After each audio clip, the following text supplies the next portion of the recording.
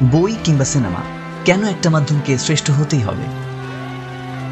হাতের কাছে একাধিক মিডিয়াম থাকার পরও যখন কেউ একটা মাধ্যমকে জ্ঞানের একমাত্র পথ বলে মনে করে, শ্রেষ্ঠ বলে মনে করে, কিংবা একটা মাধ্যমকেই যখন সে চিরকাল উপজীব্য করে বাঁচতে চায়, তখন বুঝে নিতে হয় যে তার নতুন কিছু জানার আগ্রহ নেই।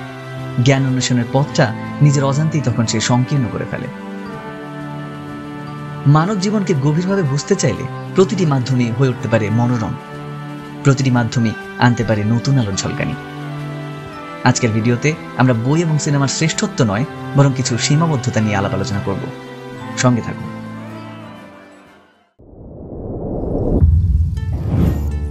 গল্প উপন্যাসের একটা সীমাবদ্ধতা হলো এখানে কখনো বাস্তব জীবনের মতো দুজনের কথার ওভারল্যাপিং করানো যায় না। একজনের পর অন্যজনের সংলাপ লিখতে হয় একটা একটা করে, কিন্তু কথার এই ওভারল্যাপিং দেখানো যায় সিনেমায়।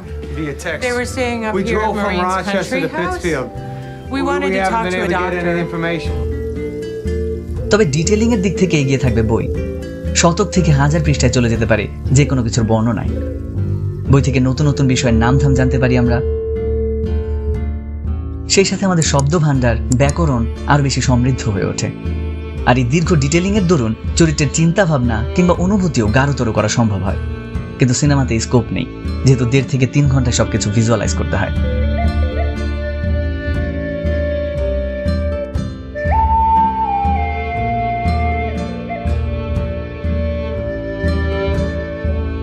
ভিজুয়ালাইজেশনের ক্ষেত্রেও বই থাকবে এগিয়ে। লেখকের কল্পিত জগতের কোনো সীমারেখা নেই। এখানে ডুব দিয়ে পাঠক নিজস্ব কল্পনার এক অতল জগতে হারিয়ে যেতে পারে। অন্যদিকে সিনেমায় দর্শকের কল্পনা করার জায়গা নেই। পরিচালকের কল্পিত দৃশ্যপটে সাঁতার কাটে তারা, যে দৃশ্যপট বাজেট আর স্পেশাল ইফেক্টসের দক্ষতার উপর সীমাবদ্ধ। এ কারণে বইয়ের গল্প সিনেমায় পুঙ্খানুপুঙ্খ তুলে ধরা অনেক বেশি ব্যয়বহুল এবং অনেক ক্ষেত্রে অসম্ভব। তবে মানুষের কল্পনার সীমাবদ্ধতা আছে, যা সে কখনো দেখেনি তা সে কল্পনাও করতে পারে না। আর এই অদেখা ভুবনের সঙ্গে পরিচিত করে চলচ্চিত্র। এর অডিও ভিজুয়াল ইফেক্টস দর্শকের এক্সপিরিয়েন্স বাড়িয়ে তোলে কয়েক গুণ।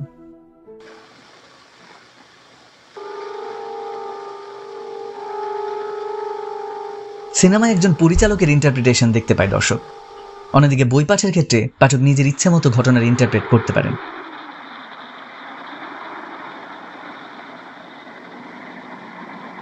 একইভাবে বইয়ের ক্ষেত্রে লেখকই সর্বেসর্বা, পুরো কন্টেন্টের কন্ট্রোল থাকে তার নিজের কাছে। কিন্তু সিনেমা বদলে যায় পরিচালক কিংবা চিত্রনাট্যকারের হাতে এসে।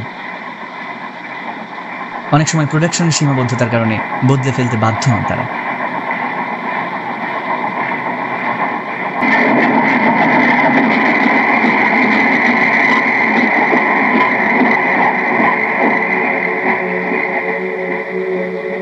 একটা চলচ্চিত্রে অনেকগুলো মিডিয়াম একত্রে কাজ করতে পারে।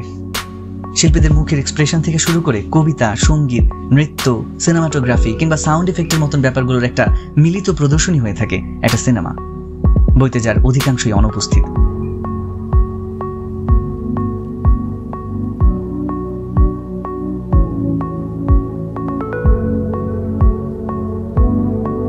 একজন মানুষের জন্য দুটো মাধ্যমই জরুরি। লিটারারি ল্যাঙ্গুয়েজের মতন দরকার আছে সিনেমাটিক ল্যাঙ্গুয়েজ। দুটো ক্ষেত্রেই একটা চরিত্রের সঙ্গে বাস করার সুযোগ পাই আমরা, মানুষকে আরো ভালোভাবে বুঝে ওঠার সুযোগ পাই। দুটো মাধ্যমই বিশেষ একটা সময়কে তুলে ধরে আমাদের সামনে। আমরা রোমহর্ষে কাঁটা খেয়ে উপলব্ধি করি সেই মুহূর্ত।